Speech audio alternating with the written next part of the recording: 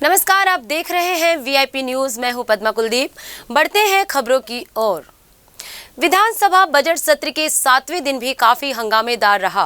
प्रश्नकाल में आज वन विभाग द्वारा अवैध रेत परिवहन, वन विभाग की आमंत्रित निविदाओं में अनियमितता का मामला, नवा रायपुर में आंदोलनरत किसानों का मुद्दा, चाहे डीएमएफ मद की राशि के खर्चे का मामला हो, सभी मामलों में विपक्ष ने आज सरकार को घेरा। देखिए, ये सरकार किसानों की सबसे बड़ी शोषक सरकार है। किसानों को 2500 रुपए धान का रेट देकर किसानों को मिलने वाली सभी सुविधाओं को समाप्त कर दिया है। किसानों को पहले पंप के कनेक्शन मिलते थे, किसानों को सोलर पंप मिलते थे, किसानों को सिंचाई की सुविधा मिलती थी, किसानों को खाद मिलती थी, सब्सिडी पर बीज मिलता था, ड्रिप मिलते थे, स्प्रिंकलर मिलते थे, कंपनी योजना में उनको पंप सब्सिडी में मिलता था। प्रधानमंत्री आवास भी, ग्रामीण प्रधानमंत्री आवास भी किसानों को मिलते हैं। पेयजल, किसानों के घर में 48 लाख घरों में पेयजल के नल लगने हैं, शुद्ध पेयजल के। आज पशुपालन में डेयरी के लिए 6 लाख रुपए सब्सिडी मिलती थी, 12 लाख रुपए लोन मिलता था, उसको इन्होंने बंद कर दिया।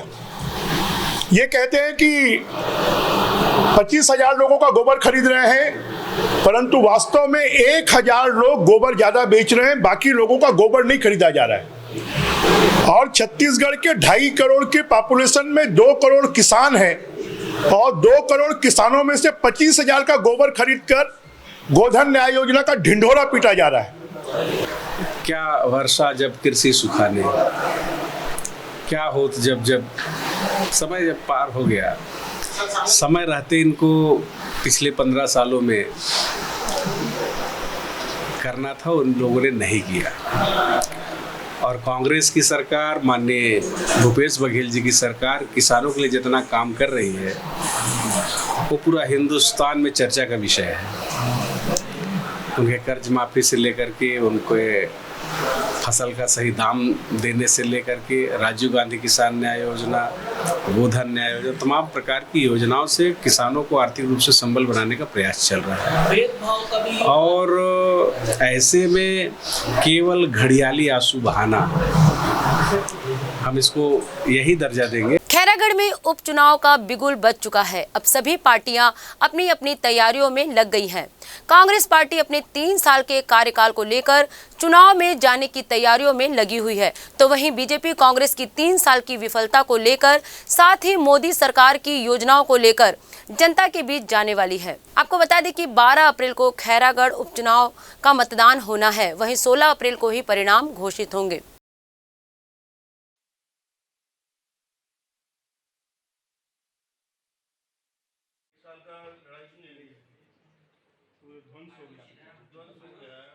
खैरागढ़ उपचुनाव को तैयारियों को लेकर विस्तार से चर्चा होगी, रणनीति पे चर्चा होगी और संभावित नामों पर भी चर्चा होगी। तो आज महत्वपूर्ण चर्चा होगी और हमें लगता है कि हम नई रणनीति के साथ खैरागढ़ उपचुनाव में जाएंगे और 71वां सीट कांग्रेस प्रत्याशी के झोली में जाएगा, ऐसा मुझे लगता है। देखिए, खैरागढ़ के उपचुनाव की दृष्टि से भारतीय जनता पार्टी की अपनी तैयारी, संगठन की दृष्टि से गतिविधि तेज हो गई है और पर्यवेक्षक भी गए हैं, चर्चा भी की है, बातचीत भी की है। चुनाव समिति की बैठक होगी और चुनाव समिति में जो नाम आएंगे उसको केंद्र को भेज दिया जाएगा और इसका अंतिम रूप से चयन हो जाएगा। नगर निगम का बजट आज पेश हुआ। राज्यपाल अनुसुईया उइके भी पहली बार नगर निगम पहुंची। मुख्यमंत्री के तर्ज पर आज महापौर सदन में गोबर से बना ब्रीफकेस लेकर पहुंचे। बीते 2 वर्षों से निगम का बजट पेश नहीं हो पा रहा था, लेकिन इस बार सदन में महापौर ने 1475 करोड़ का बजट पेश किया है। हालांकि इस बीच विपक्ष सदस्यों ने यूजर चार्ज सहित कई मसलों पर हंगामा किया और बजट को लेकर विरोध प्रदर्शन करते रहे। बजट में पुराने निर्माण कार्यों को सम्मिलित किया गया। हमारा जो आज देख रही हूँ मैं छत्तीसगढ़ का नक्शा और तमाम जो उपलब्धियां अभी आपके सामने मैंने बताया कि किस तरह से ये बूढ़ा तालाब से लेकर और यहाँ पर एक राष्ट्रीयता की भावना से प्रेरित होकर इतना लंबा झंडा और इतना सौंदर्यीकरण इस निगम को किया जा रहा है, स्वच्छता को लेकर सर्वश्रेष्ठ मतलब राष्ट्रपति जी ने पुरस्कार दिया। और मुझे विश्वास है कि आने वाले समय में हम देश में छत्तीसगढ़ का जो नगर निगम सर्वश्रेष्ठ के रूप में जाना जाए, ऐसा मुझे। राजधानी रायपुर में अब चोरी की घटना इस कदर बढ़ गई है कि चोर राज्यपाल के निज सचिव के घर को भी नहीं बख्श रहे हैं। रायपुर के सिंचाई कॉलोनी स्थित आवास में अज्ञात चोरों ने घुसकर हाथ साफ किया है। चोरों ने राज्यपाल के निज सचिव राजेश चौधरी के घर से एक मोबाइल, एक टैबलेट और 2 पहिया वाहन की चोरी कर ली। बीती रात जब घर पे वे मौजूद नहीं थे, चोरों ने तभी इस वारदात को अंजाम दिया। घटना की सूचना मिलते ही पुलिस की टीम अब मामले की जांच में जुट गई है। सिंचाई कॉलोनी स्थित उनका आवास है जो माननीय राज्यपाल महोदय के यहाँ जो सचिव हैं श्री राजेश चौधरी, उनका निवास है वहाँ पे। ये इतवार सोमवार की दरमियानी रात जब राजेश चौधरी जी जो है वो गए हुए थे, भिलाई गए हुए थे, तो सुबह सुबह उनकी पत्नी के द्वारा ये सूचना दी गई कि उनके जो बच्चे के कमरे से एक 2 मोबाइल, एक टैबलेट और एक जुपिटर जो घर में रखी हुई थी वो चोरी हो गई है। तो उनके आने के पश्चात उन्होंने इस संबंध में थाना में सूचना दी, जिस पर अपराध पंजीबद्ध कर विवेचना में लिया गया है। तत्काल ही मौके पर डॉग स्क्वाड को बुलवाया गया था ताकि संदिग्धों के लिए किया पूछताछ वगैरह के लिए, और उसमें विवेचना जारी है और जल्द ही उसमें कुछ न कुछ सुराग मिलने की उम्मीद है।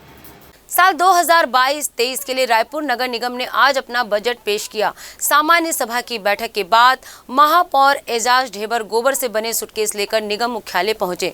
इस दौरान राज्यपाल अनुसुईया उइके भी निगम की बजट में शामिल हुई। बता दें कि ये पहला ऐसा मौका है जब किसी राज्य की राज्यपाल निगम बजट में शामिल हुई हो। राज्यपाल के अभिभाषण के बाद महापौर एजाज ढेबर ने बजट पर अभिभाषण शुरू किया और फिर बजट पेश किया गया। इस दौरान निगम पहुंची राज्यपाल अनुसुईया उइके ने बताया कि उन्होंने महापौर से व्हाइट हाउस देखने की इच्छा जताई थी, जिसके बाद उन्होंने यहां आमंत्रित किया है। इस दौरान उन्होंने जनप्रतिनिधियों को कई संदेश भी दिए और छत्तीसगढ़िया सबले बढ़िया कहकर उत्साहवर्धन भी किया। हम खुद अपना पैसा जनरेट कर रहे हैं, इसलिए हम घाटे का बजट प्रस्तुत कर रहे हैं, क्योंकि अब हम अपने खुद पैरों पे खड़े हो रहे हैं। अब खुद जो नगर निगम, कब तक हम यहाँ वहाँ भागते रहेंगे, कब तक हम इससे उससे मांगते रहेंगे। अब हम खुद अपना व्यवस्था कर रहे हैं और पैसा हम खुद ला के यहाँ लाके रायपुर नगर निगम को संचालित करेंगे। अगर एक्चुअल बजट आता तो मैं दावे के साथ कह सकती हूँ कि इनका अनुमान गलत निकलता, मगर इन्होंने न किसी जनप्रतिनिधियों से पूछा है, किससे पूछा है, न किसी जनता से पूछा है, किस आधार पर ये बजट बना रहे हैं और उसमें वो घाटा या नफा या नुकसान की बात कर रहे हैं। ये सब हवाई बजट है जो एसी चैम्बर में बैठ के अंदाजे से उन्होंने बजट को प्रस्तुत किया। आज के इस अत्याधुनिक दौर में जहां हर सामग्री केमिकल युक्त बनने लगा है, जो प्राकृतिक रूप से बने वस्तुओं से सस्ता तो होता है, लेकिन केमिकल से बनी चीज़ें हमारे शरीर व पर्यावरण के लिए बेहद हानिकारक होता है। इसी के मद्देनज़र इन दिनों जांजगीर चांपा जिले में करनौत के एकता समूह की महिलाएं होली पर्व के लिए नेचुरल हर्बल गुलाल बना रही हैं। बता दें, राष्ट्रीय ग्रामीण आजीविका मिशन बिहान योजना से जुड़कर महिलाएं लगातार आत्मनिर्भर बन रही है। विकासखंड बमनीडीह में संचालित विहान योजना के अंतर्गत कई स्वयं सहायता समूह की महिलाओं द्वारा हर्बल गुलाल बनाया जा रहा है। जानकारी के मुताबिक ग्राम पंचायत करनौत के एकता स्व सहायता समूह की महिलाएं हर्बल गुलाल तैयार कर रही हैं।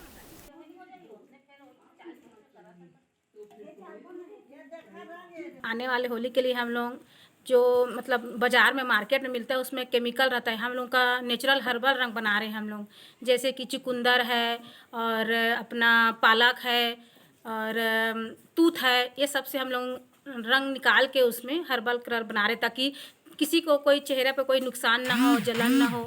जो मार्केट में मिलता है वो केमिकल युक्त रहता है और हम लोग का है कि किसी बनाने का उद्देश्य है कि किसी को चेहरे में कोई नुकसानी ना हो, किसी प्रकार के कुछ मतलब जैसे सिर दर्द होता है ये सब ना हो, इसलिए हम लोग अपना आयुर्वेदिक टाइप के हम लोग नेचुरल हर्बल बना रहे हैं। समूह बनाए हैं तो समूह का मतलब एक परिवार जैसे कि कुछ आगे बढ़े, कुछ मतलब कुछ आमदनी हो, सब अपना कोई बाहर जाते हैं कमाने के लिए तो हम लोग बाहर ना जाके हम लोग समूह में ही रह के 2 पैसा कमाएं, ये सब उद्देश्य हम लोगों का। जांजगीर चांपा में पामगढ़ एसडीएम के नाम पर उगाही करने का मामला सामने आया है।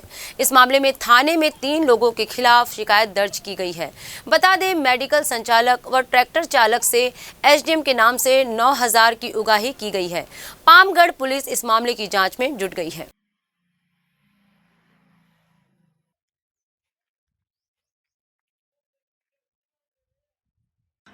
CG 11A 2211 में सवार 3 व्यक्ति अपने आप को एसडीएम बता करके मेडिकल संचालक यादव से 3,000 रुपये और ट्रैक्टर चालक नंद कुमार पात्रे से 6,000 रुपये की अवैध वसूली किए हैं। शिकायत पर FIR दर्ज कर वाहन चालक के संबंध में जानकारी के लिए RTO विभाग को पत्र प्रेषित किया गया है। जानकारी मिलने पर अगली कार्रवाई की जाएगी। राजनांदगांव जिला अधिवक्ता संघ के पदाधिकारियों का चुनाव मंगलवार को शांतिपूर्ण वातावरण में संपन्न हुआ। 490 मतदाता वाले जिला अधिवक्ता संघ के चुनाव में कुल 10 पदों के लिए वकीलों ने बड़े उत्साह से अपना मताधिकार का उपयोग किए हैं। इस बार अध्यक्ष पद के लिए 3 प्रत्याशी चुनाव मैदान में अपना किस्मत आजमा रहे हैं।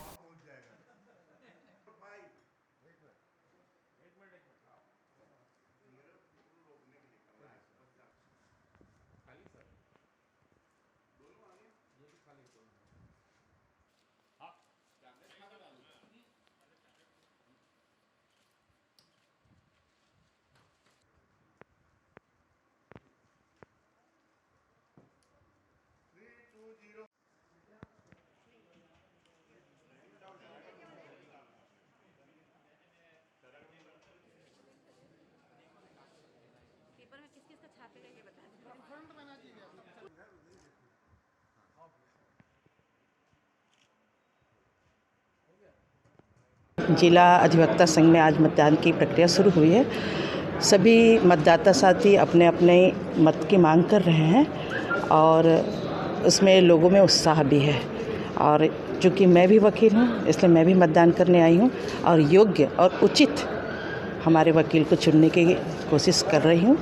और मेरा ख्याल है कि एक अच्छे व्यक्ति की आवश्यकता है जो पद संभाले तो पद के साथ जस्टिस भी करे, और इसी को ध्यान में रखते हुए मैंने मतदान किया। आज मैं सभी जो मतदाता हमारे साथी हैं उनको शुभकामनाएं देती हूँ, उनको उज्जवल भविष्य के लिए। हमारे अधिवक्ता संघ के सभी सदस्य उत्साहित हैं क्योंकि अभी कोरोना काल के कारण से 2-3 वर्ष जो है थोड़ा सा विलम्ब हो गया था और अभी करीबन 100 से ज़्यादा मतदान हो चुके हैं। हमारे अधिवक्ता संघ के सभी प्रत्याशी सभी पदों में चुनाव हो रहा है और 2 से अधिक प्रत्याशी हैं। अच्छा। और सभी प्रत्याशी अपनी मेहनत और लगन से हमारे अधिवक्ता संघ के बार के विकास और संगठन के लिए अपने अपने दावेदारी किए हैं और बहुत ही अच्छा माहौल है और शांतिपूर्वक चुनाव संपन्न हो रहा है। अध्यक्ष पद, उपाध्यक्ष पद पुरुष महिला है, सचिव है, संगठन सचिव है, सह सचिव है और उपकोषाध्यक्ष है और कार्यकारिणी महिला और कार्यकारिणी पुरुष पदों की चुनाव हो रही है। अब वक्त हो चला है एक छोटे से ब्रेक का।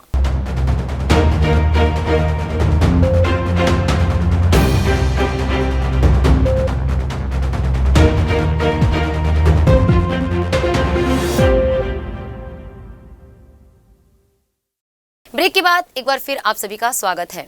होली पर्व आने में महज 4 दिन शेष है। पर्व को लेकर अब लोगों में उत्साह छाने लगा है।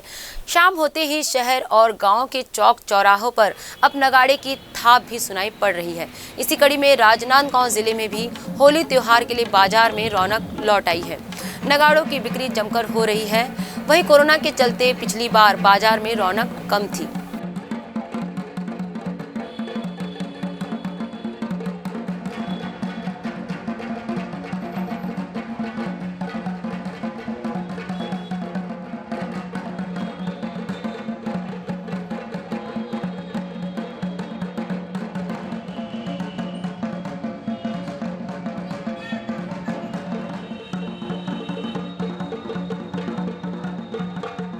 नगर निगम के कर्मचारियों को नियमित वेतन के लिए काफी मशक्कत करनी पड़ती है और इसके लिए होली दिवाली के अवसर पर सफाई कर्मचारी धरना प्रदर्शन भी करते हैं, तब जाकर उन्हें त्योहार से पूर्व वेतन मिलता है। नगर निगम आयुक्त कार्यालय के सामने आज सफाई कर्मचारियों ने 2 माह से वेतन नहीं मिलने की बात कहते हुए धरना प्रदर्शन शुरू कर दिया। सफाई कर्मचारियों ने हड़ताल करते हुए काम बंद कर नगर निगम परिसर में बैठकर नारेबाजी की। इस दौरान सफाई कर्मचारियों ने कहा कि उन्हें 2-3 माह से वेतन नहीं मिला है। सामने होली का पर्व है, ऐसे में वेतन नहीं मिलने की वजह से कर्ज लेकर घर का गुजारा करना पड़ रहा है। कर्मचारियों ने कहा कि बिना धरना प्रदर्शन किए उन्हें वेतन नहीं मिलता है।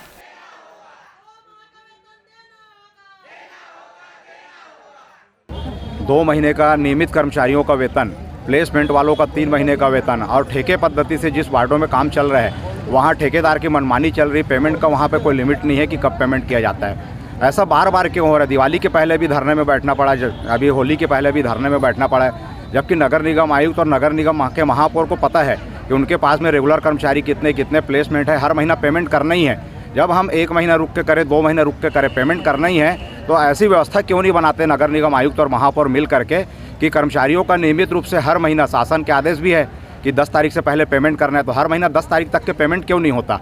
हर बार हड़ताल करना पड़ता है। अपने पैसे के लिए कर्मचारियों को काम छोड़ करके आकर के हड़ताल करना पड़ता है। और अभी देख लो 1 घंटा हो गया बैठे यहाँ पे। हम लोगों को कर्मचारियों को आज तक शोषण होते ही आ रहा है। हमेशा का 3 महीना में एक बार पेमेंट मिलता है। इस बार त्यौहार आ गया है और त्यौहार में भी 3-3 महीना का पेमेंट हम लोगों का नहीं मिला है और नियमित कर्मचारियों का 2 महीने का पेमेंट नहीं दिया गया है। और हम लोग कर्ज लेकर अपना पेट पाल रहे हैं, उसमें भी अधिकारी लोगों हमारा बेइज्जती करते हैं कि इन लोग कर्जदार हो गए। तो ये हमारा, आप हर महीना हमको पेमेंट करते तो हम कर्जदार नहीं बनते। तो हमको बुलाकर वहाँ इनाम देंगे बोल के बुलाकर हमारा बेइज्जती करके बेचते हैं। हम सफाई कर्मचारी और इतना अभी 3 साल से कोरोना में, और कोरोना काल से भी हम लोग डरे नहीं है। इतना साफ सफाई में हम लोग जुड़े हुए थे, कभी एक दिन भी हम लोग अवसर नहीं करे हैं। हाँ, ईमानदारी से जब निगम का हम काम कर रहे हैं तो हम लोग का भी तरफ से ध्यान देना चाहिए ना। हाँ, और निगम प्रशासन हमारा तरफ ध्यान नहीं दिया जा रहा है। The Kashmir files film in दिनों काफी चर्चा में है। कई राज्यों में इस फिल्म को टैक्स फ्री कर दिया गया है। अब छत्तीसगढ़ में भी बीजेपी ने इसे टैक्स फ्री करने की मांग की है।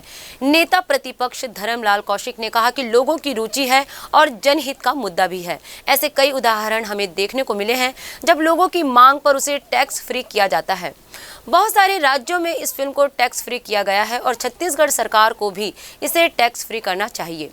इस फिल्म को राजनीतिक चश्मे से ना देखकर जनहित के चश्मे से देखना चाहिए। वहीं कांग्रेस के प्रवक्ता धनंजय सिंह ठाकुर ने इस फिल्म को खरीदने की बीजेपी को सलाह दी है। पूर्व मंत्री एवं विधायक भाजपा नेता बिजमोहन अग्रवाल जी को अपने पार्टी के शीर्ष नेतृत्व को सलाह देना चाहिए कि देश भर से जो भाजपा को 4000 करोड़ से अधिक का चंदा मिला है, उस चंदे की राशि से 14 करोड़ रुपए में बनी द कश्मीर फाइल की पिक्चर को खरीद लिया जाए और भाजपा उस पिक्चर का पूरे देश में निःशुल्क प्रदर्शन करे ताकि देश की जनता को पता चल सके जिस दौरान जम्मू कश्मीर में पंडितों के ऊपर अत्याचार हुए, जिस दौरान कश्मीर के पंडित कश्मीर को छोड़ने के मजबूर हुए, उस दौरान केंद्र में भाजपा समर्थित वीपी सिंह की सरकार रही है। अटल बिहारी वाजपेयी जी, अडवाणी जी के समर्थन से सरकार चल रही थी और जम्मू के राज्यपाल भाजपा के नेता जगमोहन मल्होत्रा थे। उस दौरान कश्मीर के पंडितों को अत्याचार सहने पड़े, अपने घर को छोड़ना पड़ा था। ये सच्चाई जनता के बीच पहुंचनी चाहिए। मुझे लगता है कि इसको राजनीतिक चश्मे से न देख करके जनहित में देखना चाहिए और जनहित में देखते हुए इसको टैक्स फ्री करने की मांग करते हैं, उसको टैक्स फ्री करें ताकि छत्तीसगढ़ के जो नागरिक हैं वो भी यथार्थ को जान सके और उसको देख सके, उसका लाभ मिल सके। इसलिए कल हाउस के अंदर भी ये बात आई थी और आज इसलिए इस बात को कर रहे हैं कि टैक्स फ्री सरकार को करनी चाहिए। ये जानबूझ करके कि लोग कम से कम देखें, लोग ना आए उसमें, कैसे उससे वंचित किया जा सके, ये सरकार का एक षड्यंत्र है। विधानसभा बजट सत्र के 7वें दिन प्रश्नकाल में डीएमएफ मद का मुद्दा उठाया गया। बसपा विधायक केशव चंद्रा ने प्रश्नकाल में जांजगीर चांपा जिले में डीएमएफ मद की राशि के खर्च का मसला उठाया। उन्होंने कहा कि केवल प्रशिक्षण के नाम पर 16 करोड़ 21 लाख रुपए की राशि डीएमएफ मद से जांजगीर चांपा जिले में खर्च की गई है। क्या 2019 के बाद जिले में डीएमएफ की राशि के उपयोग को लेकर कोई ऑडिट या जाँच कराया गया है? जवाब में सीएम भूपेश बघेल ने कहा किसी मामले को लेकर शिकायत आएगी तो जरूर जांच कराएंगे। किसी भी प्रशासकीय स्वीकृति की प्रति उपलब्ध नहीं कराया गया था, लेकिन जो विधानसभा में जवाब आया उसको देख करके तो मैं दंग रह गया कि 16 करोड़ रुपए की प्रशिक्षण मशरूम उत्पादन के लिए स्व सहायता महिला समूह को, अगरबत्ती बनाने के लिए, फिनाइल बनाने के लिए 16 करोड़ रुपए का प्रशिक्षण, वो भी एक वित्तीय वर्ष पूरा नहीं हुआ है उसमें खर्च की गई है। इसी प्रकार से करीब करीब 90 करोड़ रुपए का केवल सामग्री खरीदी किया गया है। कहीं कुर्सी खरीदी की गई है, कहीं जिम का सामान खरीदी किया गया है, कहीं बिजली लगाया गया है, कहीं यात्री प्रतीक्षालय के लिए सामान खरीदा गया है। और इन तमाम प्रकरण पे हमने तो माननीय मुख्यमंत्री जी से जांच का निवेदन भी किया, क्योंकि 100% इसमें भ्रष्टाचार की बू आ रही है, भ्रष्टाचार किया गया है। और अगर ईमानदारी से ऑडिट हो जाए, ईमानदारी से जांच हो जाए तो तमाम तथ्य उजागर हो जाएगा। और ये तो एक अकेला जांजगीर चांपा जिला क्या है, पूरा प्रदेश में जहाँ जहाँ भी डीएमएफ की राशि है इस तरह से जो है बंदरमाट की जा रही है। आय से अधिक संपत्ति मामले में गिरफ्तार एडीजी जीपी सिंह की मुश्किलें कम होने का नाम नहीं ले रही है। अब हाई कोर्ट के जस्टिस गौतम भादुड़ी ने उनके द्वारा लगाई गई एक याचिका पर सुनवाई करने से मना कर दिया है, जिसके बाद अब इस याचिका की सुनवाई किसके बेंच में की जानी है, इसका फैसला चीफ जस्टिस अरूप कुमार गोस्वामी करेंगे। बता दें कि जीपी सिंह की गिरफ्तारी के बाद लगाई गई जमानत याचिका भी अब तक लंबित है। इसके अलावा जीपी सिंह ने कुल 3 याचिकाएं कोर्ट में लगाई थी, जिनमें आय से अधिक संपत्ति मामले में याचिका खारिज हो जाने के बाद अब 2 याचिकाओं पर फैसला होना बाकी है।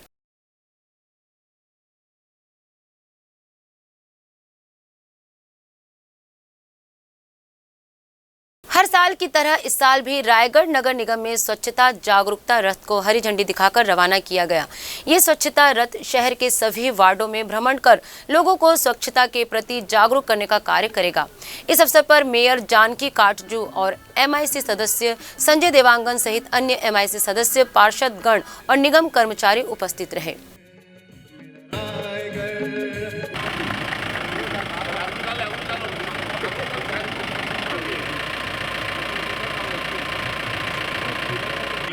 स्वच्छता संरक्षण अभियान के तहत संगीत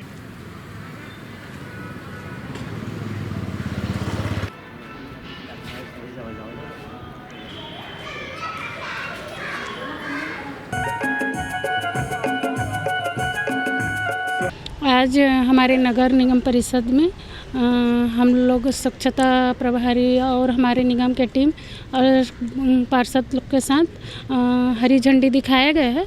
और ख़ास करके ये हमारे स्वच्छता रैंकिंग के लिए हरा झंडी दिखाकर जनता को जागरूक करने के लिए ये कार्यक्रम हर वार्ड में किया जा रहा है। अभी चक्रधर नगर में कार्यक्रम करेंगे और साथ में वहाँ जनता को जागरूक करने के लिए भी कार्यक्रम करेंगे नाटक के माध्यम से। और जैसे कि मैं सभी जनता से अपील करूँगी कि पिछले बार भी उन्होंने मुझे बहुत सहयोग किया था हमारे नगर निगम को, तो इस साल भी स्वच्छता रैंकिंग के लिए हमें सहयोग करें ताकि हमारा रायगढ़ नगर निगम रायगढ़ शहर स्वच्छता रैंकिंग में नंबर 1 आ सके। जैसे कि हमारे स्वच्छता दीदी हर घर पहुंच रहे हैं, तो उसमें कचरा को पृथक करके अलग अलग कचरा कर दे और रिक्शा गाड़ी में ही दे, कहीं इधर उधर ना फेंके। इसी तरह से हम लोग जनता से अपील कर रहे हैं लगातार, और सभी के बीच जाके हम हर घर में खटखटा के उनसे जागरूकता फैलाया जा रहा है ताकि कचरा को डस्टबिन में रखकर हमारे स्वच्छता दीदी को ही दे। प्रतिवर्ष हमारे यहाँ स्वच्छता जागरूकता रथ निकाला जाता है ताकि लोगों को एक जानकारी हो नगर निगम के द्वारा स्वच्छता को लेकर के कितनी जागरूकता नगर निगम में है। और हम जनता से भी यही अपील करते हैं कि वो भी जागरूक बने, क्योंकि शहर हमारा जितना है उतना ही सभी का है। हम और शहर की जनता जब मिल करके शहर को स्वच्छ बनाने के लिए निकलेंगे तभी हमारा शहर स्वच्छ होगा। सभी जनता से अपील है कि अपने अपने घर से निकलने वाले गीला कचरा और सूखा कचरा को अलग अलग डब्बा में डस्टबिन में डालें। नगर निगम द्वारा उन्हें पूर्व में दिया गया है 2 डब्बा, एक में गीला और एक में सूखा। तो सभी व्यक्तियों से निवेदन है कि वो अलग अलग कचरा को डाल करके दें, जिससे सही निपटान हो सके और पूरा शहर में कचरे का जो ढेर आज दिखता है वो ढेर ना दिखे। शहर हमारा स्वच्छ हो, रायगढ़ स्वच्छ हो, क्योंकि रायगढ़ से ही हम सबकी पहचान है। अगर आप और हम मिल करके शहर को स्वच्छ बनाएंगे तो हमारी पहचान पहचान और रायगढ़ का जो नाम है वो स्वर्णिम अक्षरों में पूरे भारत में लिखा जाएगा। तो आप सबके सहयोग से ही रायगढ़ का नाम स्वर्णिम अक्षरों में लिखा जा सकता है। इस चैनल के माध्यम से मैं शहर की सभी जनता से अपील करता हूं कि वो अपने घर से निकलने वाले कचरे को नाली में ना डालें, अनंत्र ना फेंकें, उसे एकत्रित करके रखें। और जब हमारी स्वच्छता दीदी उनके चौखट पे जाती है, दरवाजे पे जाती, विसिल बजता है, तो घर से निकल करके उन्हें कचरा ज़रूर दें ताकि आपका वार्ड, शहर सुरक्षित और स्वच्छ और सुरक्षित रह सके। पखांजूर थाना परिसर में होली और रंग पंचमी के अवसर के पूर्व शांतिपूर्वक पर्व मनाने के लिए थाना परिसर में शांति समिति की बैठक आयोजित की गई।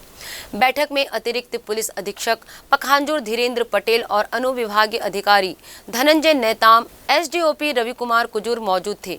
बैठक में कहा गया कि चक्का जाम करते हुए जबरन कोई चंदा ना मांगे, पेंट वार्निश ज्वलनशील पदार्थ का उपयोग ना करे और होलिका दहन के नाम पर हरे भरे पेड़ ना काटे और बिजली वायर से होलिका दूर ही जलाए। सूखी होली खेलते हुए पानी का बचाव करे, हेलमेट पहनकर वाहन चलाए। उन्होंने कहा 3 सवारी गाड़ी में बैठकर ना चले, शराब का सेवन ना करे, ध्वनि प्रदूषण ना करे। साथ ही कहा कि महिलाओं को जोर जबरदस्ती रंग गुलाल ना लगवाए, मुखौटे पहनकर होली ना खेलें। इसके अलावा सरकारी संपत्ति को नुकसान ना पहुंचाए, परीक्षा के मद्देनजर हुल्लड़बाजी ना करें।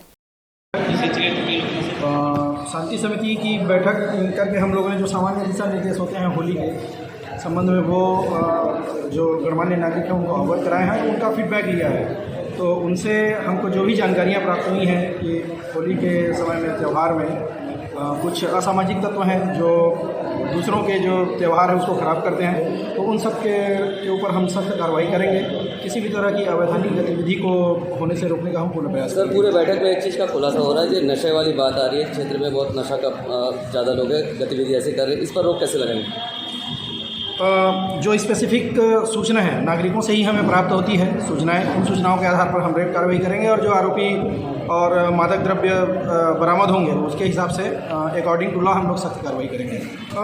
देखिए, जो मादक द्रव्य है, कुछ तो बहुत ही NDPS एक्ट के तहत जो आने वाले पदार्थ हैं उनका जो भी हमको खबर मिलता है या जो सूचना मिलती है उसके आधार पे वो अधिनियम ही इतना सख्त है कि उसमें कार्रवाई हो जाने के बाद कठोर है कि नरम है, बोलने की ज़रूरत नहीं है, वो अपने आप में सर्वविदित है। रही बात शराब की, अधिकतर शराब सेवन के केसेस होते हैं, तो शराब पीना इल्लीगल नहीं है, शराब सार्वजनिक स्थल पे पीना इल्लीगल है। शराब पीने के बाद सार्वजनिक स्थल पर हुड़दंग करना इल्लीगल है। तो इस तरह की गतिविधि में अगर कोई लिप्त पाया जाएगा तो फिर अपने घर में होली नहीं मना। होली में क्षेत्र के लोगों को क्या संदेश देना चाहते हैं? होली की बहुत बहुत शुभकामनाएं देना चाहता हूं मैं।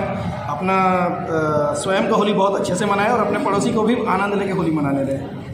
धमतरी जिले के मगरलोड ब्लॉक के प्राथमिक स्वास्थ्य केंद्र हस्दा के नेत्र रोग विभाग से नेत्र चिकित्सा सहायक अधिकारी DK साहू ने मोतियाबिंद से ग्रसित मरीजों का चयन किया, जिसके बाद मरीजों को ऑपरेशन के लिए धमतरी जिला चिकित्सालय भेजा गया, जिसमें ग्राम हसदा, खिसोरा, धौरा भाटा से कुल 10 मरीज चयन किए गए थे।